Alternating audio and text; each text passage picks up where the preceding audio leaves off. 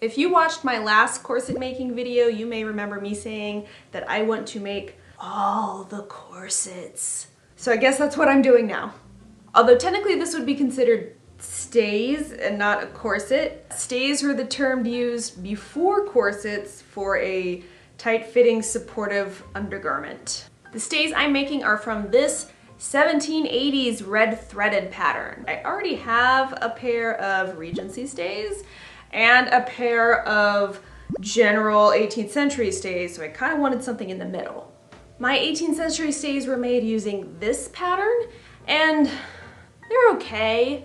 They're certainly more tubular than the conical shape that I was going for.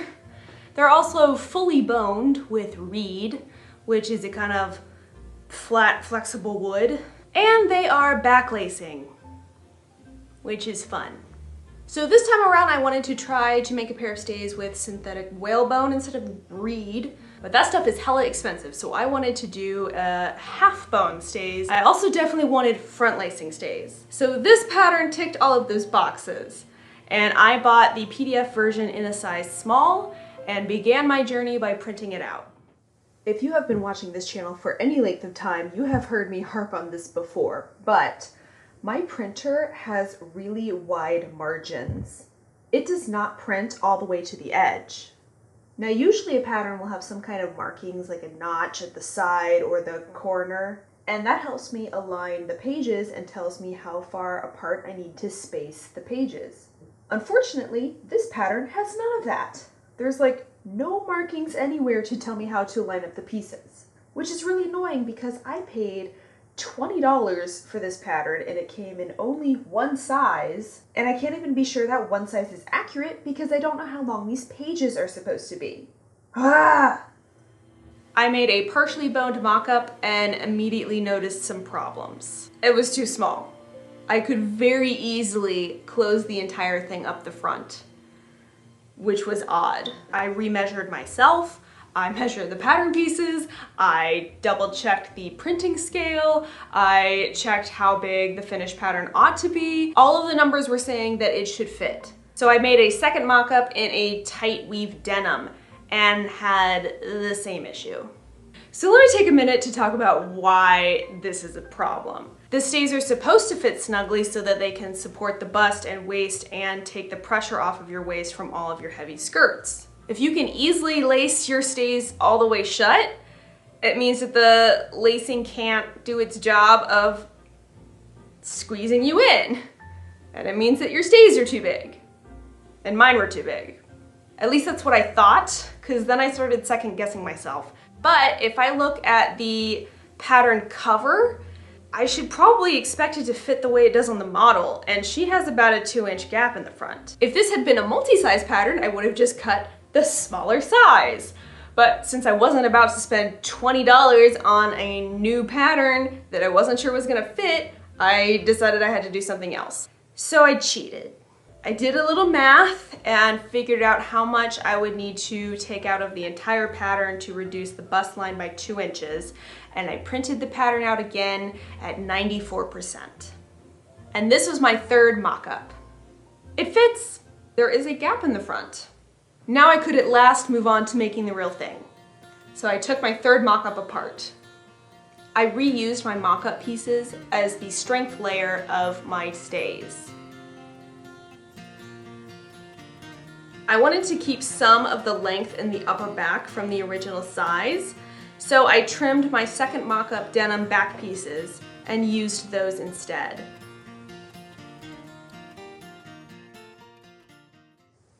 Here are my denim pieces that I'm going to use for the inside of the corset. This leather I'll use for the binding, and I'm going to use this twill tape to cover the seam lines. And I wanted to cover the outside of the corset with some kind of silk. I have a few options. This is leftover from my 1840s bonnet, and these other two pieces I got for free from a swap at a party. Looking at these three colors, I kind of want this twill tape to stand out. It definitely contrasts better with the gold. However, I would consider this fabric a shantung. So let's back up for a second and talk about the differences between plain weave silks. These days you can find variations on the same type of fabric. And the difference is how many slubs are on the fabric. And the slubs are these little like thick bits of yarn. So these terms aren't always exact, but in general, dupioni is very slubby. Shantung is a little bit slubby. And taffeta is smooth. And in the 18th century, they would have considered any fabric with a lot of slubs to be flawed. They really would have preferred super smooth taffeta.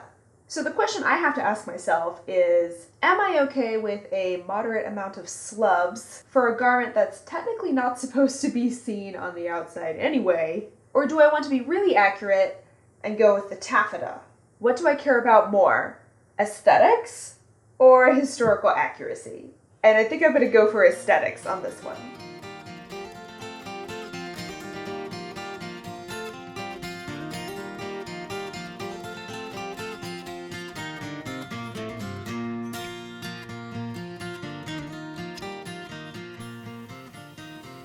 I basted the layers together and began sewing boning channels, which had already been copied to my denim from my mock-up state.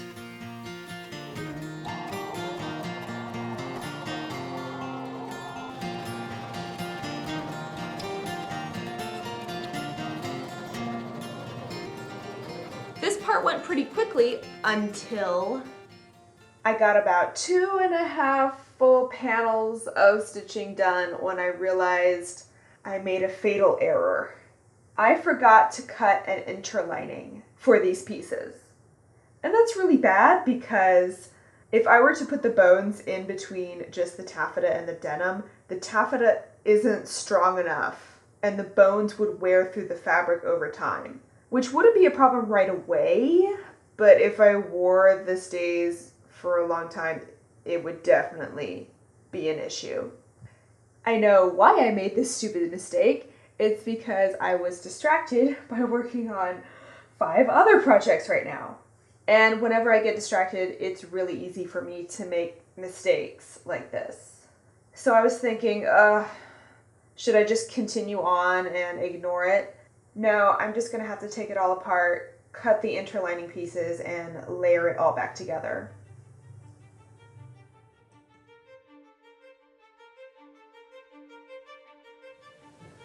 I cut interlining from cotton muslin scraps and started over.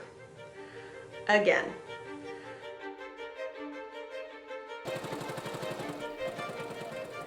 Luckily, since these are half-bone stays, the channel stitching didn't take too long and I was soon back on track.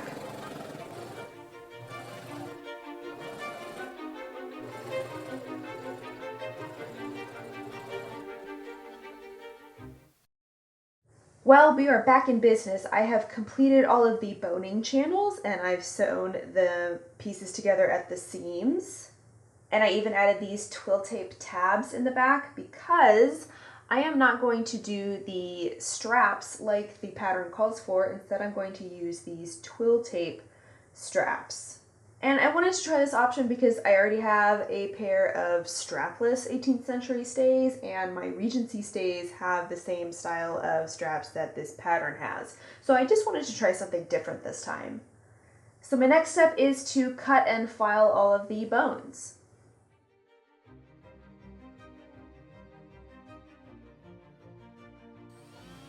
Like with my last corset, I used a Dremel tool to file down my boning ends. I did this outside with a mask and hat and eye protection because these little microplastic bits get everywhere.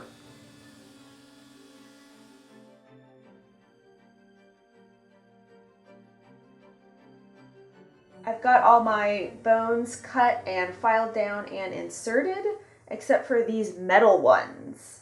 These are some flat steels that I'm going to use for the center front, but they were too long, so I had to cut them and file them down. And what I've done is dipped the ends in Mod Podge, so the ends will be smooth and not poke out the fabric. Next, I worked on the eyelets. Since this pattern is designed for theatrical costumers in mind, the stays have a cross-lacing pattern. Historically, stays would have been spiral laced, so for that I need to offset my eyelet holes on one side of the center front.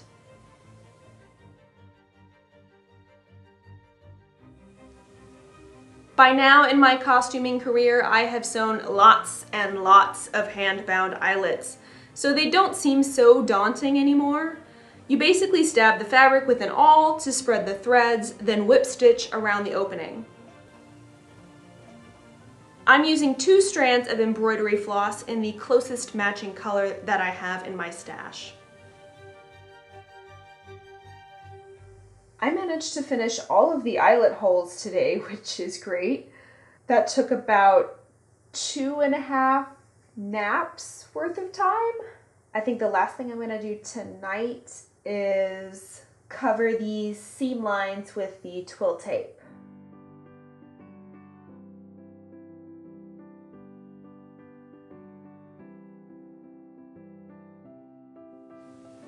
After some trial and error, I discovered that the easiest way to sew this was to use a curved millinery needle. This needle is going to be the major star of the rest of this video.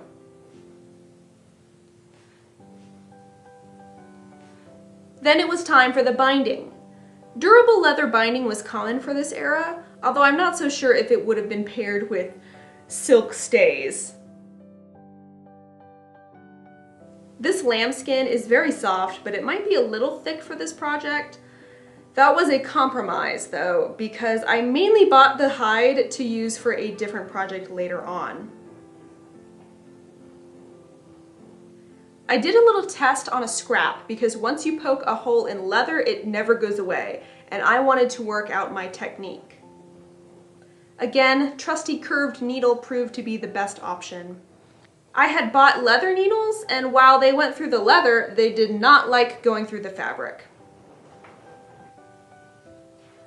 I used chalk to mark my seam lines, but that turned out to be a wasted time because the chalk rubbed off the silk almost immediately. I was able to eyeball the distance well enough so I didn't bother remarking the lines later.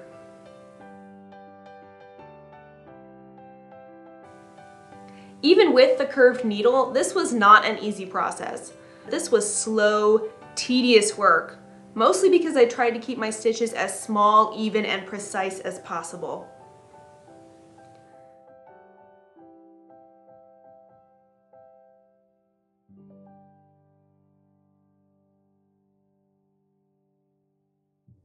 The top edge is finished, at least from the front. I still have to flip it to the back side and sew that down. That took about an hour and a half, and my hands are already tired.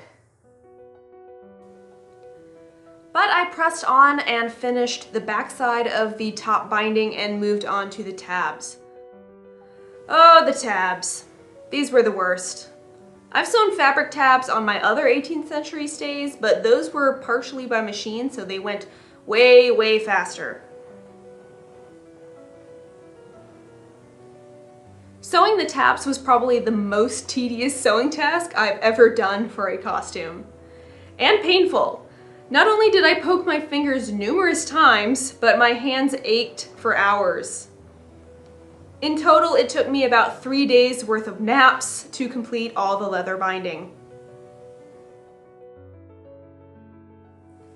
It's not the prettiest work I've ever done, but I'm hoping that with wear, the leather will soften up around those sharp curves so it will look less lumpy.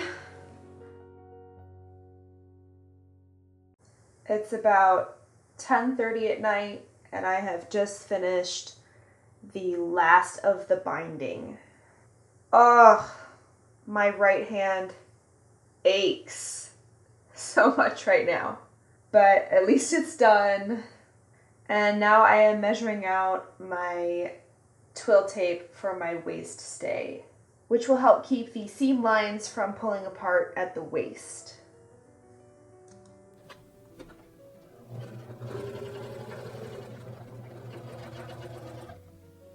I'm stitching it down in a few places by machine because I'm lazy, and at this point I am so tired from sewing binding that I just want this project to be over with.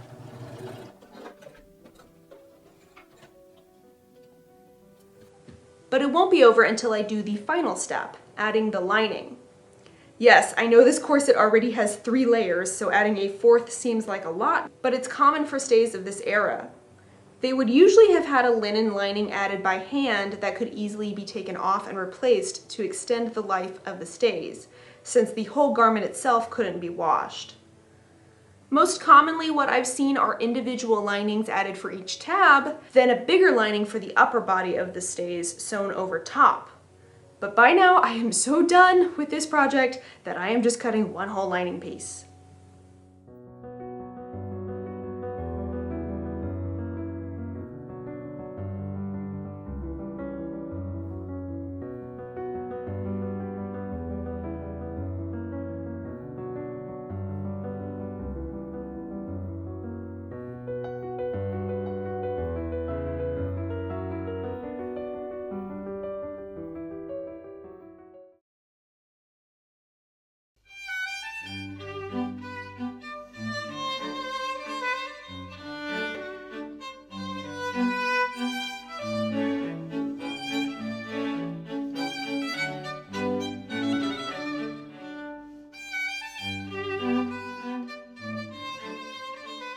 I think these turned out really well considering my fitting setbacks and the usual silly mistakes, and hours upon hours of hand sewing.